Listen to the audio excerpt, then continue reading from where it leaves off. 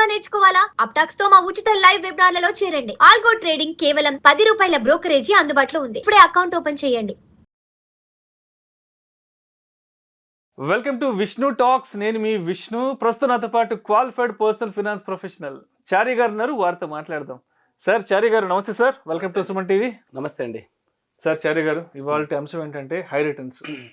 Okay, ప్రతి ఒక్కరూ కూడా హై రిటర్న్స్ అంటే ఓ 10,000 పెడతాం ఇన్వెస్ట్మెంట్, 1-2 రోజులు ₹1,00,000 వచ్చేసేయాలి. అంటే రిస్క్ కూడా తీసుకుంటాం అంటున్నారు. అంటే మేము రిస్క్ తీసుకోవడానికి కూడా రెడీగా ఉన్నాము, తక్కువ ఇన్వెస్ట్మెంట్ పెడతాము, పెద్ద మొత్తంలో రిటర్న్స్ చేతికి రావాలి. అంటే ఇలాంటి ధోరణి ఎక్కువైపోతుంది కదా. ఏంటి అసలు హై రిటర్న్స్ అనే దానికి ఏంటి అసలు సరైన ప్రామాణికం ఏంటి? ఎంత రిటర్న్స్ వస్తే మనకు ఒక మంచి రిటర్న్, ఒక గుడ్ రిటర్న్ చేతికి వచ్చినట్టు అంటారు? యా, మీరు మంచి పాయింట్ అండి. ఇది యాక్చువల్గా హై రిటర్న్స్ బ్యాచ్ అంటాం మేమైతే. యాక్చువల్గా హై రిటర్న్స్ బ్యాచ్ అంటారు వీళ్ళంతా.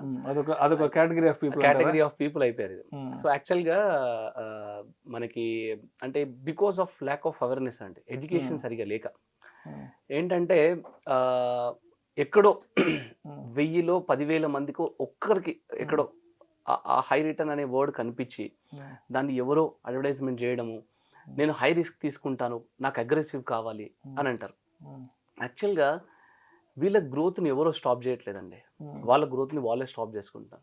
ఇప్పుడు ఒక కంపెనీ ఉందండి, వాళ్ళ బాస్ ఏం చేశాడంట అంటే మీరు చేస్తున్న అభివృద్ధిని, మిమ్మల్ని మీరు మీ అభివృద్ధిని అంతా కూడా మీరు గ్రో కాకుండా ఆపే ఒక వ్యక్తిని ఇవాళ చంపేయబడ్డాను, ఆయన శవపేటికలో ఆయన తీసుకొస్తున్నారని చెప్పేసి స్టాఫ్ అందరు చెప్పారంట.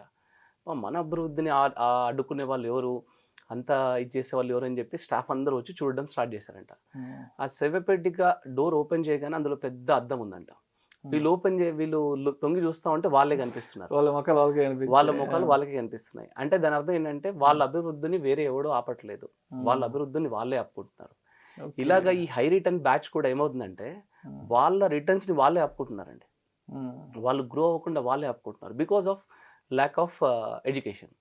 నేను ట్రేడింగ్లోకి వెళ్ళిపోతాను, నేను ట్రేడింగ్ కోర్స్ తీసేసుకుంటాను. కోర్స్ తీసేసుకొని చేస్తే వచ్చేదా అండి? దానికంటూ ఒక పెద్ద స్టడీ కావాలి, దానికంటూ చాలా ఎడ్యుకేషన్ కావాలి, చాలా నాలెడ్జ్ కావాలి. ఓకే, అసలు కోవిడ్ టైంలో అయితే ఇంకా విపరీతంగా అయిపోయారు. అయితే ఏం కోరుకుంటున్నారు వీళ్ళు యాక్చువల్గా? Aggressive, very aggressive. Okay, very aggressive and high return రెండు వేరండి. నేను హై రిస్క్ తీసుకుంటాను, హై అగ్రెసివ్గా ఉంటానని కోరుకోవడం వేరు, నేను హై రిటర్న్స్ రావాలి నాకు అని కోరుకోవడం వేరు. హై రిటర్న్స్ రావాలి అంటే కనీసం దానికి సొల్యూషన్ ఉంది. నేను ఈ రెండింటికి చాలా చాలా చాలా డిఫరెన్స్ ఉంటుందని నేను మీకు క్లియర్గా ఎక్స్ప్లెయిన్ చేస్తాను. ఇవన్నీ ప్రాబ్లం ఏంటంటే తెలిసి చేయడం. ఫర్ ఎగ్జాంపుల్, ఒక ఆయన కచోరీలు సమోసాలు అన్నీ బాగా తిన్నాడంట, తినేసి స్టమక్ బాగా ప్రాబ్లమ్ అయ్యి హాస్పిటల్ అడ్మిట్ అయ్యాడంట. ఓకే, అడ్మిట్ అయిన చూడడానికి వాళ్ళ రిలేటివ్స్, ఫ్రెండ్స్ అందరు వచ్చారంట. వాళ్ళందరూ ఫ్రూట్స్ అవన్నీ పట్టుకొని వచ్చారంట. ఆయనకి ఇచ్చేసి దాని తర్వాత వాళ్ళు క్యాంటీన్కి వెళ్ళి వాళ్ళు సమోసాలు కచోరీలు తినడం స్టార్ట్ చేశారంట. చూడండి, అంటే వాడు హాస్పిటల్ అడ్మిట్ అయిందే అవి తిని, వీళ్ళు ఆయన చూడడానికి వచ్చి, ఇది నిజంగా జరుగుతున్న ఫ్యాక్ట్ అండి. అంటే మనం తెలిసి తప్పు చేస్తున్నాం.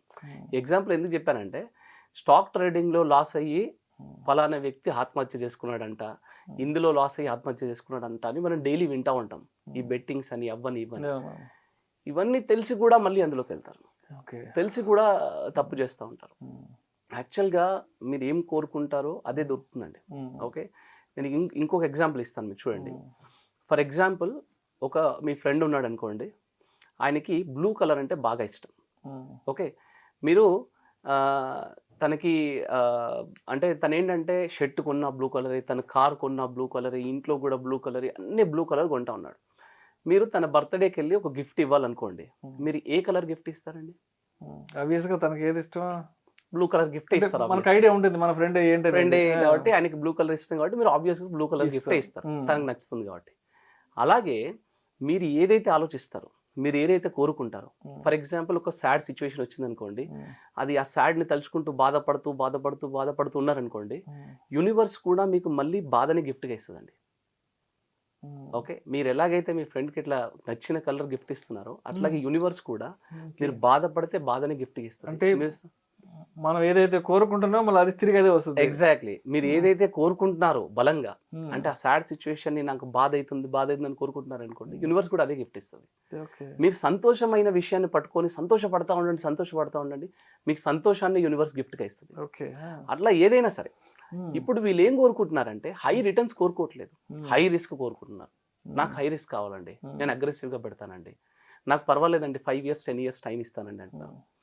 అసలు అగ్రెసివ్ హై రిస్క్కి హై రిటర్న్స్కి తేడా ఉందండి.